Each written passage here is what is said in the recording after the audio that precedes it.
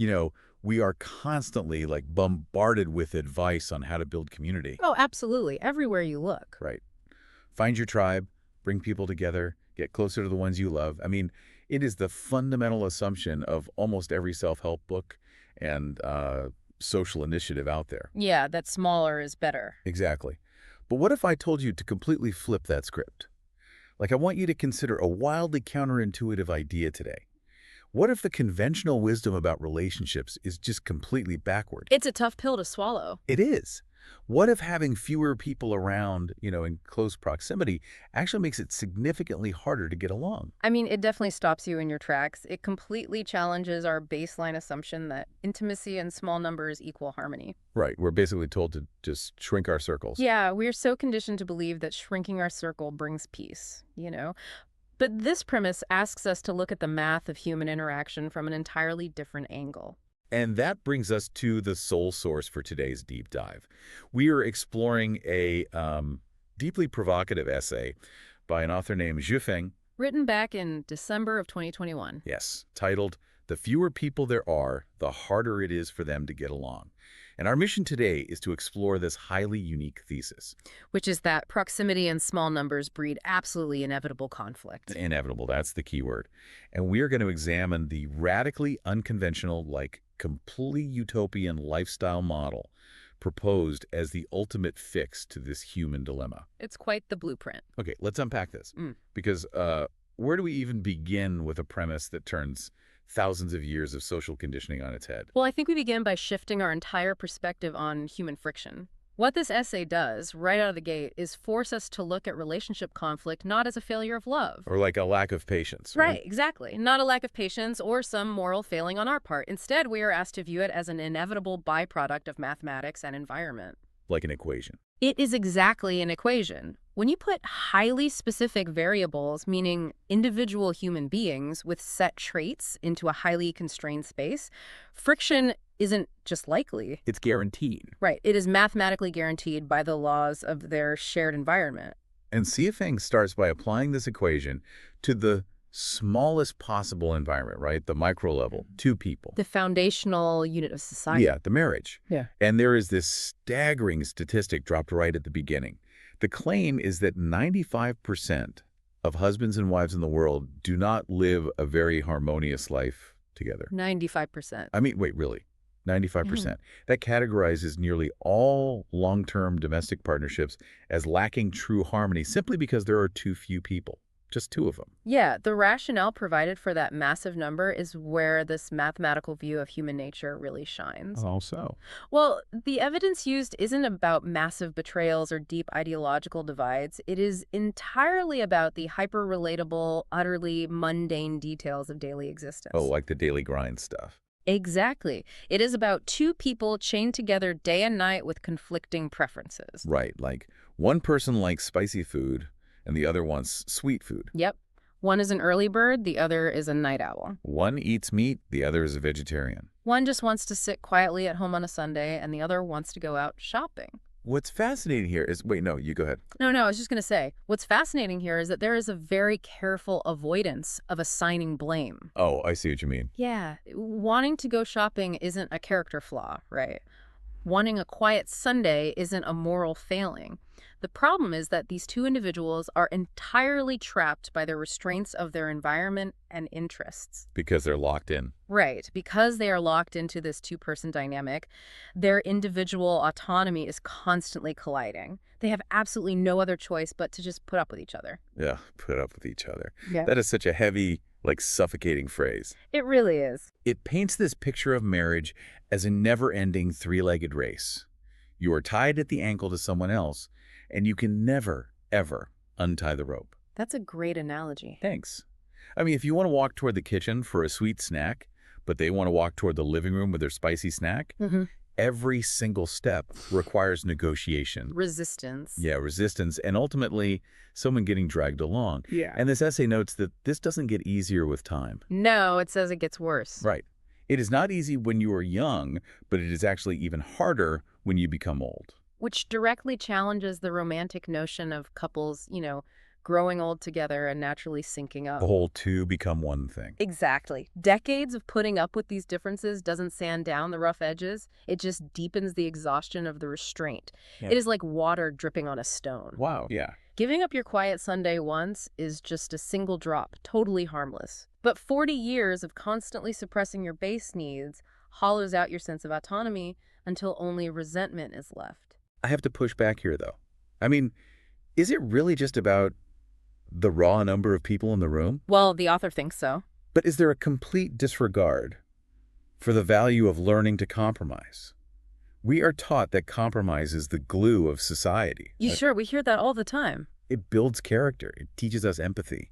If I give up my quiet Sunday so my partner can go shopping, isn't that an expression of love rather than just a mathematical friction point? That is the natural defense we all jump to, honestly. And the concept of compromise is addressed in the text, but viewed through a very different lens. How so? In this framework, compromise is seen as an unsustainable band-aid. Sure, you can yield on the Sunday shopping today, Right. but forcing yourself to suppress your natural hobbies and personality traits over a lifetime isn't character building. The essay argues it is fundamentally unbearable. Fundamentally unbearable. Yeah, the psychological toll of chronic self-suppression inevitably fractures the relationship. And this deep skepticism toward compromise leads perfectly into what happens when you slightly expand the group size. Okay, let's scale this up then. Because if 2 people is a disaster, maybe 5 or 6 is the sweet spot. You would think so, but no. Yeah, the argument is that in a small environment, if 5 or 6 people live together for a long time, the exact same mechanics apply. At first, they might barely get along. Sure, honeymoon phase. But over time, conflicts will inevitably occur. And again, it comes down to specific, unchangeable traits rather than malice. Each person has a different personality and different hobbies, and now you have 5 or 6 vectors of desire colliding in one space. And the example used for this small group dynamic is brilliant because it is just so painfully common. Workspace friction. Oh, everyone knows workspace friction. A scenario is described where one person likes to work with the window open and another person insists on having the window closed while working. The classic thermostat war, it seems so trivial on the surface. It does. But think about the mechanics of sharing an office. You want the window open, your coworker wants it closed. This isn't just a minor annoyance? No, it's a structural guarantee of resentment. Exactly. Now, back to my point about compromise. It is admitted that occasionally one person can give in. You can close the window for an hour to keep the peace. Right, temporary peace. But it is explicitly stated that it is absolutely unbearable for one person to endure this compromise for a long time. Because it ceases to be about the temperature, you know? It becomes a proxy war for who gets to control the reality of that room. Oh, wow, yeah. A proxy war. Think about it. If you are the person who needs fresh air to think, and you give in every single day, you're spending 8 hours a day mildly suffocated. Just sitting there fuming. Yes, physically manifesting your lack of power in that space. That tiny friction compounds. It becomes a daily reminder of your lack of freedom. So 2 people is a trap. 5 or 6 people is a pressure cooker. What about a larger community? It doesn't get better. Right, the scope is expanded to a group of dozens of people. But the conclusion remains incredibly bleak. Even if dozens of people spend their whole life in the same environment, unpleasantness is still inevitable. We are given very vivid descriptions of how different personality types react to this inevitable chronic unpleasantness. Like what? Well, forcing different emotional regulation styles into one container guarantees an explosion. The docile or shy individuals won't yell, but they will give others a hard stare when they see them. A hard stare. Yeah, they internalize the friction into quiet resentment. Oh, that passive-aggressive glare across the communal kitchen. We know it well. We've all seen it. Meanwhile, the assertive individuals in the group will react entirely differently. They will be quarreling, or they might even escalate to resorting to physical force. It is a chaotic picture. And I want you, the listener, to just take a second and think about your own living situations over the years. Or the dynamics in your office. Yeah. Think about how those tiny repetitive frictions, someone chewing too loudly, someone leaving the window open, someone hoarding the printer paper, how quickly those minor things morph in our minds into massive, unforgivable character flaws. It happens so fast. It really does. The core message here is don't blame yourself and don't blame them. It is the structure that is flawed. To synthesize the root causes driving this selfishness is named as a main reason for these difficult relationships. Sure, that makes sense. But then there is an immediate pivot to what are called non-negligible factors that are actually more likely to cause the daily friction. These are differences in personality, temper, addictions, hobbies, realms, and patterns. Let's define those last two because they sound very specific. Realms and patterns. Yeah, they are unique terms here. Right. If we look at the broader context of Yufeng's writing, realms essentially refers to the level or scope of someone's consciousness, like their spiritual operating system. Their fundamental worldview. Exactly. Are you focused entirely on material survival, or are you focused on artistic expression? And patterns are the strict habits or algorithms we use to navigate life. Right, like, do you need rigid order in spreadsheets, or do you thrive in chaos and spontaneity? If your operating system clashes with mine, we simply cannot run the same software in the same room. No amount of talking it out is going to change our underlying nature. You just can't fix it. And this leads us to the starkest conclusion yet. When faced with this deeply ingrained, inevitable friction, moral preaching is useless. Yeah, you cannot just sit people down and tell them to, like, be better. According to this framework, we cannot say who is right and who is wrong. The person who wants the window open isn't morally superior to the person who wants it closed. They just have different patterns. Exactly. Therefore, trying to limit or restrain anyone with moral rules is a fool's errand. The only true measure to fix this, the absolute best way, is simply to separate them. Just separate them. Which sounds simple in theory, but, like, how do you actually structure an entire society around constant separation? That's the million-dollar question. This is where the essay pivots from sociological observation into proposing a highly specific, radical, utopian blueprint. A model called the Lifechanyuan's second home is introduced. And just to be completely clear for you listening, we have to put a warning here. Oh, yes, very important. We are not endorsing this movement or worldview at all. We are strictly analyzing the mechanics of the author's proposed system as outlined in the text, completely impartially. Yes, exactly. We are doing this strictly as a thought experiment to see how this architecture attempts to fix human nature. And it is wild to see how far this concept is taken. So if we are looking purely at the architecture of the idea, what are the structural rules of this second home? Well, the primary stipulation is enforced: systemic mobility. All members must move frequently. Forced moving. Yep. After living in a certain home for 3 years, everyone must move to another home. And in some cases, people move to a new home after living in one for only a single year. So you are never allowed to settle into a long-term dynamic that would allow that window open versus window closed resentment to calcify into hatred. Exactly. To back up why this systemic mobility is required, the text references these fascinating concepts called the 1,000-year world and the 10,000-year world. I love these concepts. Let's clarify what those are for you listening. Right. In this author's framework, these are hypothetical, highly elevated eras or planes of existence where humans have reached a state of spiritual perfection. Total enlightenment. Exactly. In these worlds, people always get along warmly and harmoniously. But the mechanical takeaway here is crucial. Even for these supposedly spiritually perfect beings, it is still a necessary measure to change their environment frequently. Oh, so they still have to move. They do. And this is the exact quote, never to see each other again. Wait, never see each other again? Never. Even absolute perfection cannot survive long-term proximity. The structural guarantee of peace is that you keep moving and you never look back. That is wild. The possibility of conflict due to long-term relationships is completely eradicated because long-term relationships are structurally prohibited. Here's where it gets really interesting, because I have to push back on this ultimate conclusion.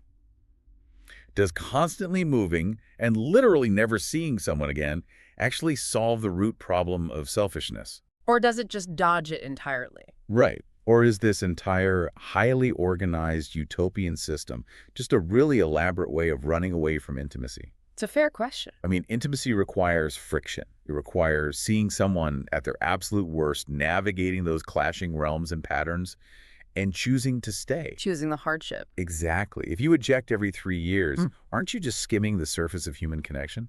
That is the ultimate vulnerability in this whole utopian blueprint, isn't it? If you never stay long enough to fight, you never stay long enough to be truly known. Wow, yeah. You are sacrificing deep, complex intimacy for perfect, undisturbed peace.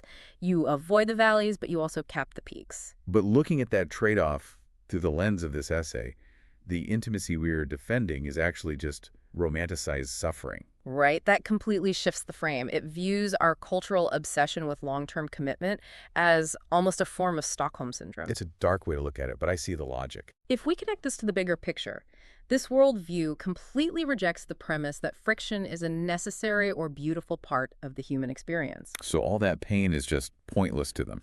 To this author, the friction you are calling the price of intimacy is entirely unnecessary suffering. The belief is that because the second home model completely solves the conflicts of long-term relationships, it is, quote, superior to any human-to-human relationship that there has been in thousands of years. That is an incredibly bold claim. Uh-huh. Superior to everything that has come before it. No 50th wedding anniversaries, No lifelong friendships. but also no bitter divorces and no lifelong grudges. Fair point. And the essay concludes with a prophecy of sorts, doesn't it? It does. It states that from this point alone, as more and more members of the human species realize the truth of this dynamic, they will definitely universally choose the life mode of Lifechanyuan's second home. Because this mode will make people feel free and happy for the rest of their lives. Yeah. Absolute freedom from the friction of the other. Freedom through separation. So what does this all mean? We started this deep dive with a paradox about how fewer people make it harder to get along. Yeah, we really went down the rabbit hole. We did.